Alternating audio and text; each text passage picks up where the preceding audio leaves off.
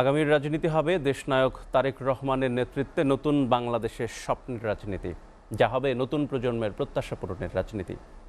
একথা বলেছেন বিএনপির স্থায়ী কমিটির সদস্য আমির খসরু মাহমুদ চৌধুরী দুপুরে খাগড়াছড়ির দীঘিনালা ছোট মেরং হাই স্কুল মাঠে ত্রাণ বিতরণের সময় তিনি একথা বলেন। এ সময় আমির খসরু মাহমুদ বলেন, আগামীতে বিএনপি ক্ষমতায় এলে জনমানুষের মুখে হাসি ফোটানো হবে।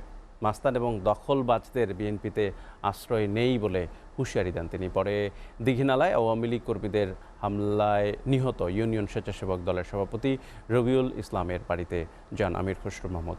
এ সময় স্বেচ্ছাসেবক দলের কেন্দ্রীয় সভাপতি এস.এম. জিলানী, কেন্দ্রীয় সাধারণ সম্পাদক রাজীব আহসান এবং জেলা বিএনপির সভাপতি ওয়াদুদ ভূঁইয়া উপস্থিত ছিলেন।